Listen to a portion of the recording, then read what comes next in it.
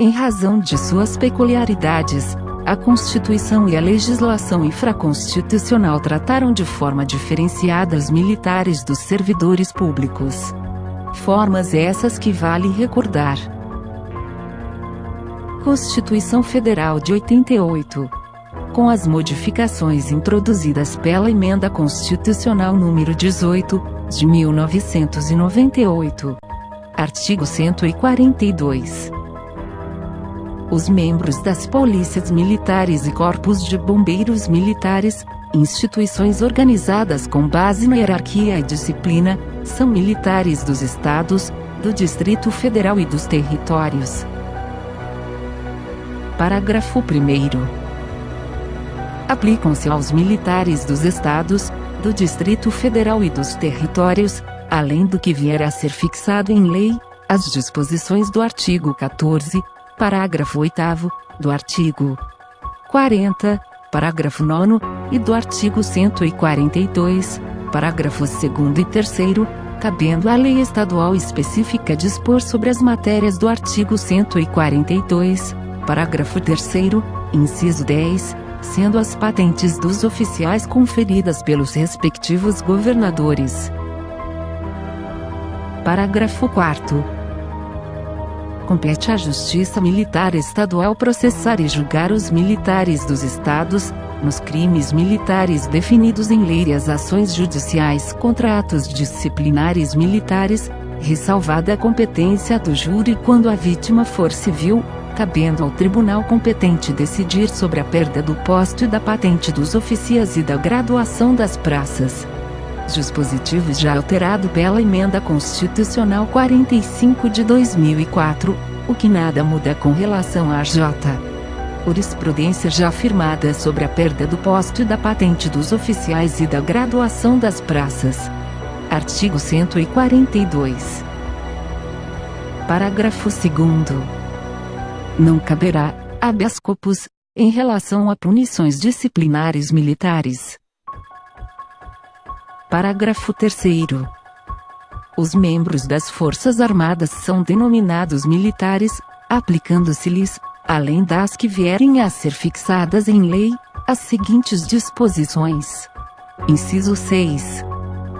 O oficial só perderá o posto e a patente se for julgado indigno do oficialato ou com ele incompatível, por decisão de tribunal militar de caráter permanente, em tempo de paz, ou de tribunal especial, em tempo de guerra. Inciso 7. O oficial condenado na justiça comum ou militar a pena privativa de liberdade superior a 2 anos, por sentença transitada em julgado, será submetido ao julgamento previsto no inciso anterior. Inciso 10.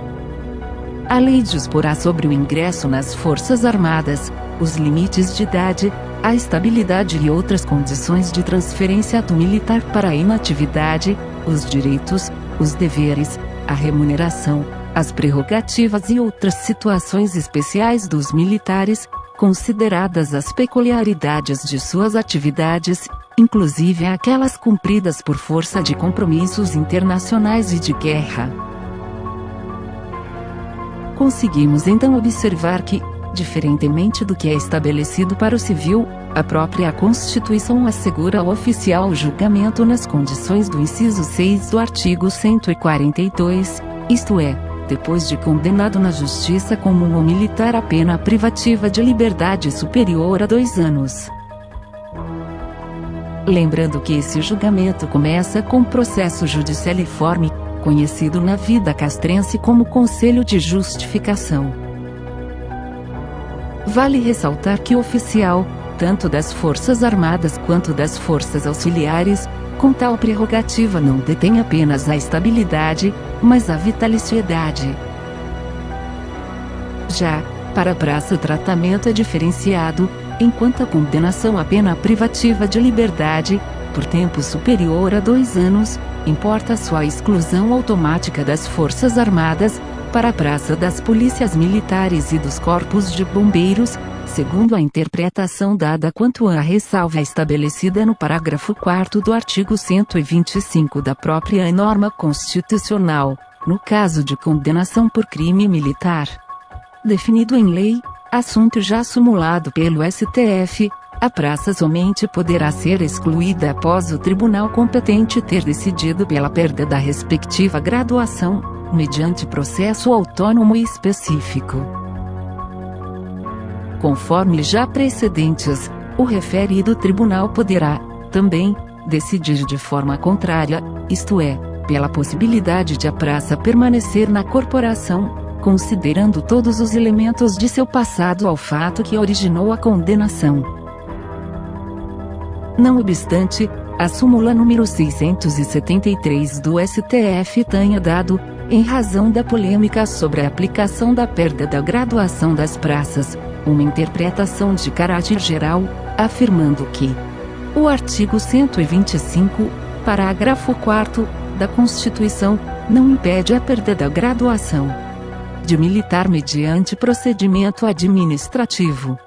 Tal decisão implica reconhecer que a prática de ato incompatível com a função militar pode acarretar a perda da graduação como sanção administrativa, principalmente no caso de transgressões disciplinares puras e para aquelas em conexão com a prática de crimes julgados pela justiça comum.